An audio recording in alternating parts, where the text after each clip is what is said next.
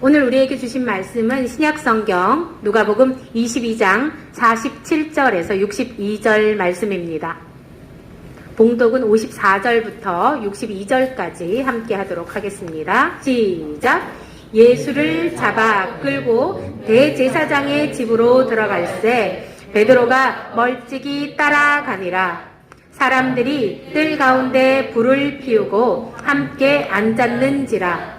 베드로도 그 가운데 앉았더니 한 여종이 베드로의 불빛을 향하여 앉은 것을 보고 주목하여 이르되 이 사람도 그와 함께 있었느니라 하니 베드로가 부인하여 이르되 이 여자여 내가 그를 알지 못하노라 하더라. 조금 후에 다른 사람이 보고 이르되 너도 그 도당이라 하거늘 베드로가 이르되 이 사람아 나는 아니로라 하더라. 1시간쯤 있다가 또 한 사람이 장담하여 이르되 이는 갈릴리 사람이니 참으로 그와 함께 있었느니라. 베드로가 이르되 이 사람아 나는 내가 하는 말을 알지 못하노라고 아직 말하고 있을 때에 닭이 곧 울더라. 주께서 돌이켜 베드로를 보시니 베드로가 주의 말씀 곧 오늘 닭 울기 전에 내가 3번 나를 부인하리라 하심이 생각나서 밖에 나가서 심히 통곡하니라. 아멘. 오늘 우리에게 따로 국밥 신앙이라는 제목의 말씀으로 박철수 목사님께서 말씀 전해주시겠습니다. 한 주일에 저희가 어떤 말씀을 나누었죠? 겟세마네 동산의 기도. 예수님이 겟세마네에서 기도를 드리셨어요. 겟세마네 뜻이 기름 짜는 도구, 기름 짜는 틀.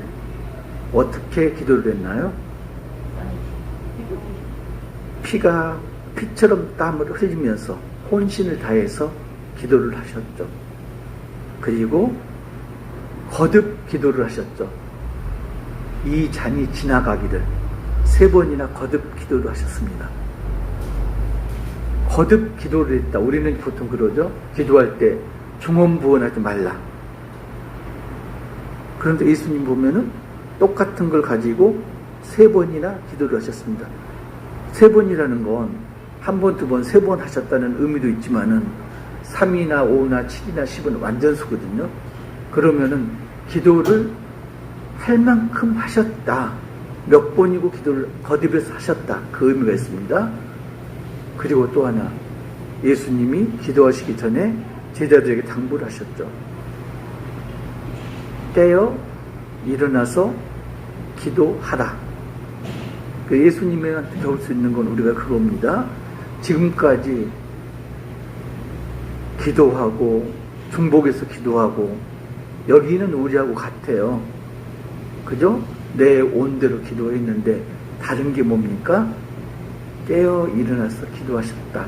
습관처럼 기도하셨다고 그랬거든요. 그리고 혼신을 다해서 기도하셨다. 3번째는 우리하고 다른 점이 뭐냐면은 내 뜻대로 마시고 아버지의 뜻대로 이루어지기를. 우리는 그러죠. 기도할 때 하나님의 뜻을 구하는 기도를 하라. 근데 예수님은 하나님이세요. 그러니까 하나님 뜻을 이미 알고 계시는 거죠.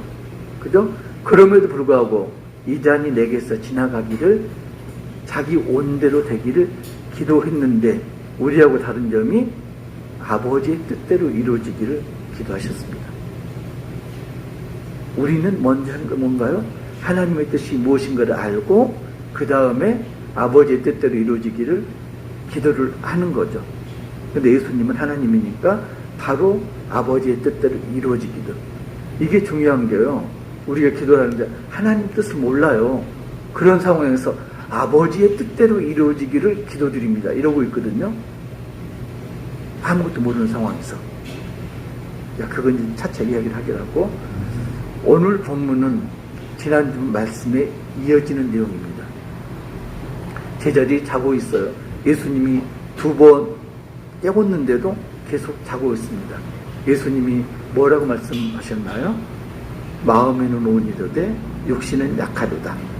그래서 깨어 기도하지 못하는 건 뭐라고 그러셨나요? 마음이 근심이 차서 마음에.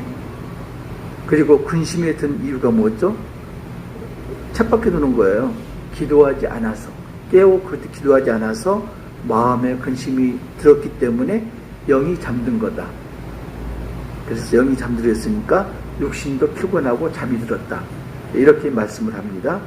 그래서 근심에 빠지지 않는, 시험에 빠지지 않는 첩경이 뭐다?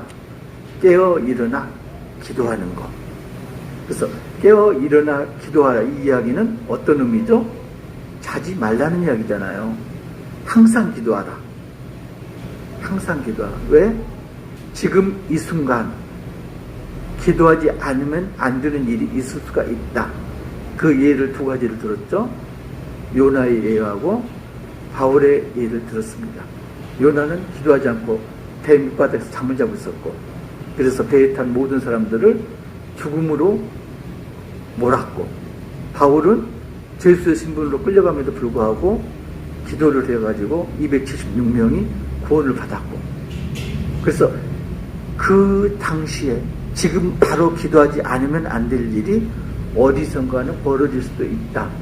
그래서 내 기도가 다른 많은 사람을 살릴 수도 있다. 그렇기 때문에 깨어 기도해야 된다. 이렇게 말씀을 했습니다. 그리고 이제 제자들에게 세 번째 가서 이제 깨어 일어나라.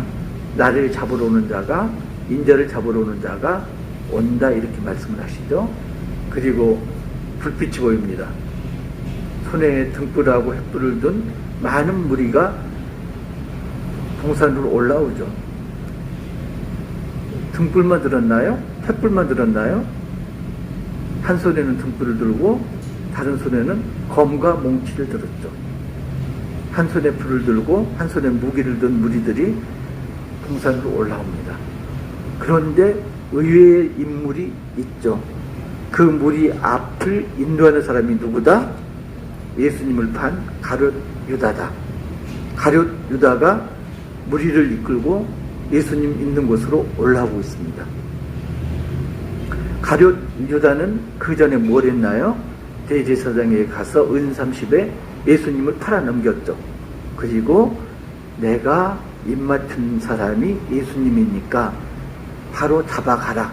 이렇게 서로 입을 맞춘 상태죠. 유다가 예수님에게 다가왔습니다. 그리고 샬롬, 안녕하세요 인사를 합니다. 자, 기가 막힌 게요. 지금 예수님하고 유다가 며칠 만에 본 게 아니거든요. 몇 달 만에 본 게 아닙니다. 바로 몇 시간 전에 만찬을 함께 했습니다. 그죠? 불과 서너 시간 밖에 안 되는 짧은 시간이죠. 그런데 천연덕스럽게 와서 선생님 안녕하세요 인사를 합니다. 그리고 입을 맞추려고 합니다. 입 맞추는 게 뭐죠? 그냥 인사라기보다는 존경을 표시하는 그런 인사잖아요. 팔려고 지금 왔음에도 불구하고 겉모습은 뭐죠? 지극히 선생님을 존경하는 태도. 예수님이 말합니다. 입맞춤으로 나를 팔려고 하느냐? 내가 할 일을 하라. 자, 그 말을 들은 가룟 유다는 심정이 어땠을까요? 얼굴 표정이 어땠을까요? 성경에는 거기에 대해서 언급을 하지 않습니다. 예수님이 무리를 향해 말씀합니다. 너희가 찾는 사람이 누구냐? 예수다. 내가 예수다. 예수님이 말씀합니다. 그때 무리가 물러가서 땅에 엎드러집니다. 성경에 보면은 예수님을 보고 땅에 엎드러지는 게 그 장면이 나와요. 어디가 나오죠? 그 장면이 마가복음 3장 11절 보면은 그 장면이 나옵니다. 더러운 귀신들도 어느 때든지 예수를 보면 그 앞에 엎드려 부르짖어 이르되 당신은 하나님의 아들이이다 하니라. 귀신들이 예수님을 보면은 땅에 엎드려졌어요. 무리가 땅에 엎드려졌습니다. 그러면 무리가 누구죠? 무리들은 사탄의 부하들이라는 그런 증거죠. 그러니까 무리들이 좋은 의도로 온 게 아니죠. 대제사장과 그리고 바리새인들의 부하들, 하인들, 그리고 성전 경비대들이 지금 몰려온 거거든요. 그리고 다시 한번 묻습니다. 너희가 누구를 찾느냐? 그러자 예수라고 또 이야기합니다. 그때 예수님이 그들에게 이야기합니다. 내가 성전에서 날마다 사람들을 가르쳤다. 그런데도 그때는 너희가 나를 잡지 않았다. 그런데 지금은 검과 몽키를 들고 강도를 잡는 것 같이 나를 잡으러 왔느냐? 이것은 성경 말씀을 이루게 하려고 너희를 그렇게 시킨 거다. 이렇게 말씀합니다. 그때 예수님하고 무리의 신랑을 보던 제자들이 예수님께 묻습니다. 이들을 치리이까? 그리고 성질 급한 누구? 베드로가 칼을 들어서 휘두릅니다. 그 어설픈 칼짓에 한 사람의 귀가 떨어집니다. 파리가 맞은 거와 똑같죠. 무조건 휘둘렀는데 귀에 맞아서 귀가 떨어졌습니다. 그 사람 이름이 누구다? 기억나시나요? 기억 안 나면 말고. 대제사장의 하인 말고죠. 말고의 귀가 떨어진 거죠. 예수님이 그 귀를 주어서 말고의 귀에 붙입니다. 고쳐주시죠. 그리고 베드로에게 이야기합니다. 참으라, 칼을 집어넣어라.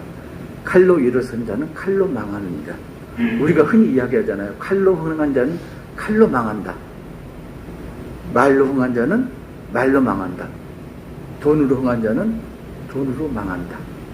기독교에서 중시하는 게 어떤 게 있냐면은 물리적인 폭력뿐만 아니라 언어 폭력도 사용해서는 안 된다.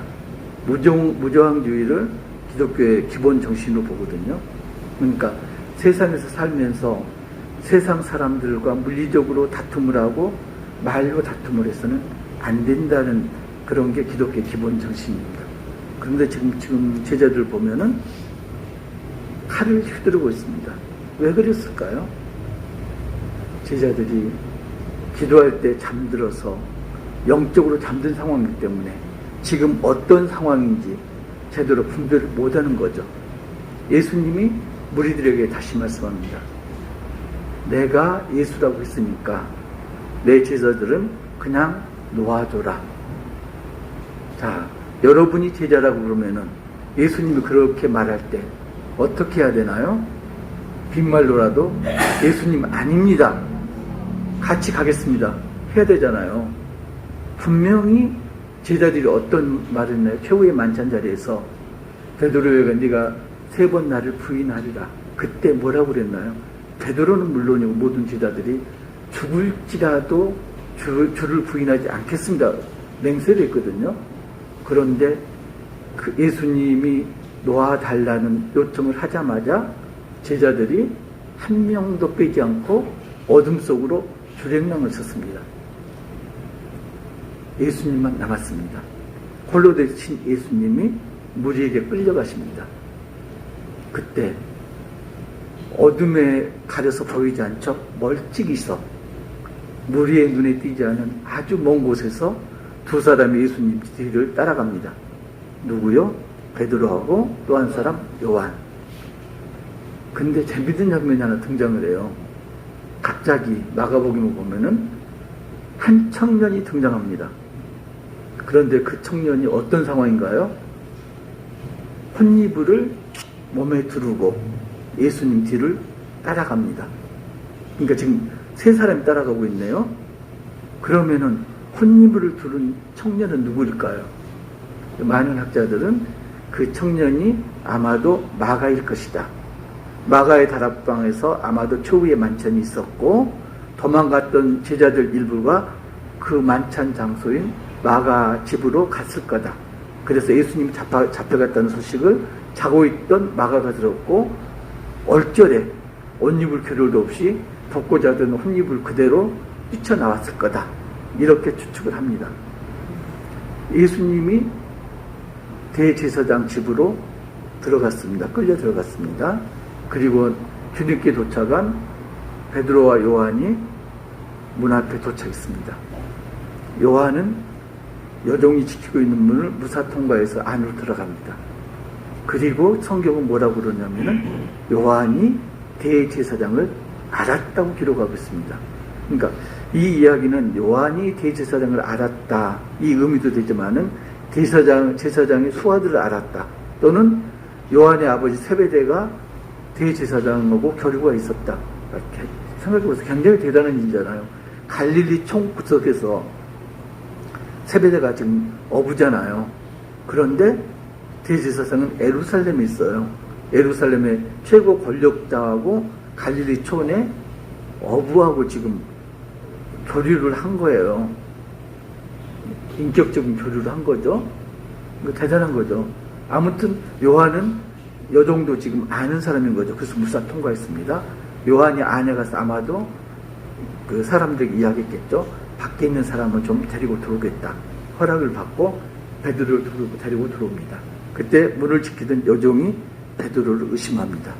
너도 예수의 한 패거리다. 베드로가 부인을 합니다. 나는 그를 알지 못한다. 그리고 그 다음 베드로의 행동이 기가 막힙니다. 날이 추워가지고 사람들이 불을 쬐고 있습니다. 모닥불을 피워놓고 빙 둘러서 불을 쬐고 있습니다. 베드로가 슬그머니 그 틈에 낍니다. 그리고 천연덕스럽게 불을 쬐고 있습니다. 이건 뭔가요? 나는 예수하고는 전혀 관계가 없고 오히려 불을 쬐고 있는 너희들과 한패다. 이런 이야기 하네요. 불을 쬐고 있습니다. 불을 쬐다 불빛에 얼굴이 드러나잖아요. 한 사람이 베드로를 봅니다. 그 사람이 누구라고요? 귀가 잘렸던 말고의 친척이다. 그런데 그 사람도 예수를 잡으러 가는 무리 속에 끼어있던 사람이다. 그러니까 이 사람이 그러잖아요. 말고의 친척이고 말고가 귀가 떨어지고 예수님이 귀를 붙이고 베드로가 귀를 자른 장본인이고 그걸 옆에서 본 사람 아니에요. 내가 두 눈으로 똑똑히 봤다. 베드로 너는 정말로 예수 한패다. 이렇게 이야기합니다. 내가 봤다. 그런데도 베드로는 부인을 합니다. 그리고 1시간이 지났습니다. 그런데 더 기가 막힌 일이 있어요. 1시간 뒤에 또 한 사람이 이야기합니다. 네 말투를 보니까 너는 예수와 한패다. 갈릴리 방언을 쓰거든. 저 지금 이야기하는데 전라도 말투가 묻어나잖아요. 수마수마. 그죠? 그 말투라는 게, 억양이라는 게 조심한다고 되는 게 아니거든요. 베드로가 1시간 동안 입 다물고 있었던 게 아니고 뭔가 이야기를 했었겠죠. 그러니까 그 말투를 보고 갈릴리 말투니까 너도 예수 한패다. 베드로가 세 번째 부인을 합니다. 그냥 부인을 하는 게 아니고 저주하고 맹세하면서 부인을 합니다. 마가복음 14장 71절 보면은 그러나 베드로가 저주하며 맹세하되 나는 너희가 말하는 이 사람을 알지 못하노라. 저주하며 맹세까지 하면서 부인을 합니다. 그때 달기 웁니다. 예수님이 달 울기 전에 3번 나를 부인하리라. 달기 웁니다. 달기 우는데 예수님이 신문을 받다가 고개를 돌려 베드로를 바라보십니다. 베드로와 예수님 눈이 마주쳤습니다. 자, 베드로 심정은 어땠을까요? 예수님이 말씀하신 게 생각이 났을 거고 3번 나를 부인하리라. 그게 가슴에 맺혔을 거고 그리고 밖으로 나갑니다. 그리고 심히 통곡을 합니다. 심히 통곡을 한다는 이야기는 깊게 회개를 했다는 이야기죠. 자, 가룟 유다도 예수님을 만났습니다. 그런데 가룟 유다는 어떤 행동을 취했는지 성경에 기록하지 않았습니다. 그 베드로는 심히 통곡을 했습니다. 결국 유다는 회개하지 않아서 처벌을 받았고 베드로는 심히 통곡하고 회개해서 구원을 받았고 마지막 순간에 지금 길이 갈라집니다. 한 사람은 영벌에 처했고 한 사람은 영생에 들어갔고 지금까지 보면은 최후의 만찬에서부터 지금까지 제자들의 행동을 보면은 제자들 상태가, 영적 상태가 어떤 것인지를 알 수가 있습니다. 최후의 만찬 자리에서 죽을지라도 주를 부인하지 않겠습니다. 주를 버리지 않겠습니다. 맹세했던 제자들, 그 제자들이 예수님이 기도할 때는 정작 잠에 빠져 있습니다.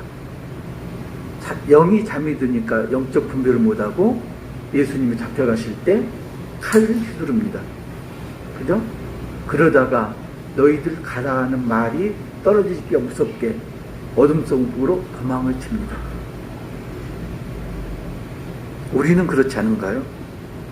예수님은 혼자 기도하시는데 제자들은 자고, 예수님은 정말로 홀로 끌려가시는데 베드로하고 요한은 멀찍이서 어둠에서 뒤따라가고 있고, 예수님은 홀로 신문을 당하시는데 베드로는 3번이나 부인을 하고, 그래서 이 제자들의 상황을 보면은 신앙에는 두 가지 종류가 있는 걸 우리가 생각해 볼 수 있습니다. 첫 번째는 마음에는 온하되 육신이 약하도다. 마음에는 온이로되의 신앙, 그게 하나가 있고요. 두 번째는 말씀에 의지하여 이 신앙이 있죠. 그러니까 말씀에 의지하여는 말씀에 순종하여 이 뜻이죠. 그래서 마음에는 온이로되 육신이 약하도다. 이건 또 이제 3가지로 나눌 수가 있는데, 하나는 영적으로 잠들어 있는 게 마음에는 온이로되 육신이 약하도다. 이거기 때문에 영적 분별력이 없어요. 그래서 거리낌 없이 맹세를 하고 호언장담을 하고, 그리고 거리낌 없이 행동을 하고, 그러니까 제자들이 맹세했던 거, 나는 죽을지라도 주를 부인하지 않겠습니다. 맹세했던 거, 그리고 베드로가 칼을 휘둘렀던 거, 이런 게 전부 영적으로 이제 잠드는 상황이고, 마음에는 온이로되 지금 영적으로는 잠드는 그런 상황이고요. 또 하나는 멀찍이 뒤를 따라가는 신앙. 베드로가 지금 멀찍이 뒤를 따라가고 있습니다. 이건 뭔가요? 보험을 든 거죠.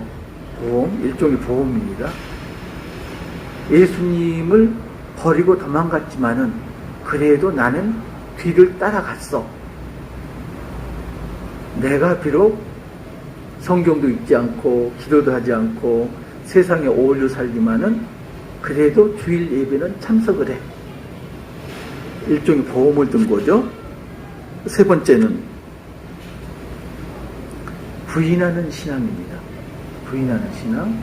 베드로처럼 부인을 하는데 그냥 부인하는 게 아니고 세상 사람과 한 통속이 되어서 저주하고 맹세하면서 부인을 하죠. 일종의 이건 영국으로 보면 관객일 수도 있고 공모자일 수도 있고요. 아주 위험한 상황입니다. 그리고 이제 크게 두 번째. 이건 말씀에 의지한 신앙, 순종하는 신앙이 있습니다. 말씀에 의지하는 신앙은 회개하는 신앙이죠. 누가복음 5장 5절 시몬이 대답하여 이르되 선생님 우리들이 밤이 새도록 수고하였으되 잡은 것이 없지만은 말씀에 의지하여 내가 그물을 내리리이다. 누가 말했나요? 베드로가 고백했습니다. 그죠? 말씀에 의지하여. 그 다음 신명기 30장 20절 내 하나님 여호와를 사랑하고 그의 말씀을 청종하며 또 그를 의지하라. 그는 내 생명이시요 내 장수시이니 여호와께서 내 조상 아브라함과 이삭과 야곱에게 주리라고 맹세하신 땅에 내가 거주하리라. 말씀에 의지하는 신앙을 지금 말씀하고 있습니다. 우리는 그렇죠. 전문가를 좋아하잖아요.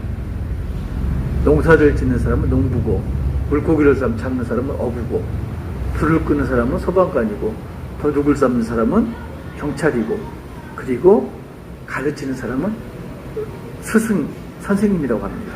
그죠? 전문적인 지식을 가지고 있고, 경험을 가지고 있고, 그걸로 일을 하죠. 그런데 가만히 생각해 보면요, 농부가 아니라도 농사를 지을 수 있습니다. 어부가 아니라도 물고기 잡을 수 있어요. 소방관이 아니라고 해도 불을 끌 수 있습니다. 경찰이 아니라고 해서 도둑을 잡을 수 있죠.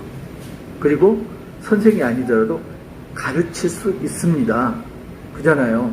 그런데 만약에 농부가 농사를 짓는데 어부의 말에 의지하여서 농사를 짓는다. 어떻게 될까요? 어부가 고기를 잡는데 농부의 말을 의지하여서 물고기를 잡는다. 소방관이 불을 끄는데 경찰의 말에 의지하여서 불을 끈다. 경찰이 도둑을 잡는데 소방관의 말에 의지하여서 도둑을 잡는다. 어떻게 될까요? 망하죠. 요새 얘들 말로 폭망이죠. 그잖아요. 누구의 말에 의지한다. 그러면은 의지하는 그 대상은 전문가여야 되죠. 근데 가만히 생각해 봅시다. 예수님에 대한 전문가는 누구죠? 예수님에 대한 전문가는 사실은 하나님일까요? 전문가가 되려고 노력하는 건 사실은 예수님의 제자들이죠. 예수님에 대해서 제자들보다 우리보다 더 많이 아는 사람이 없죠. 세상은 예수님을 몰라요. 그죠? 그잖아요. 그러면은 세상 사람들에게 예수가 누구다를 알기 위해서는 우리가 그걸 가르쳐 줘야 되는 거죠. 그잖아요. 박집사 말에 의지하여서 예수님을 내가 알았다. 아멘. 이렇게 돼야 되잖아요. 근데 우리가 지금 반대로 있어요. 반대로. 세상 사람들이 예수님을 누구누구라고 하니까 그걸 들여다보고 있는 거예요. 지금 그러고 있잖아요. 인터넷 보면은 기독교라고 하고 예수님을 한없이 비하하고 있잖아요. 그걸 우리가 알게 모르게 지금 습득하고 있잖아요. 전문가 말을 들어야 되는데 비전문가 말을 듣고 있는 거죠. 그러니까 말씀에 의지해서 이게 어디서부터 시작될까요? 말씀에 의지해서. 사실은 이게 에덴 동산에서부터 시작되는 거죠. 말씀에 의지해서는 반대말이 불순종이죠. 그잖아요. 선악과를 따먹고 아담과 하와가 두려워서 숨었습니다. 하나님 낯을 피했습니다. 하나님이 아담에게 물었습니다. 누가 너에게 선악과를 따먹으라고 했느냐? 아담이 뭐라고 하나요? 하나님이 나에게 주신 여자 하와가 주어서 먹었습니다. 책임 전가랍니다. 부인을 하죠.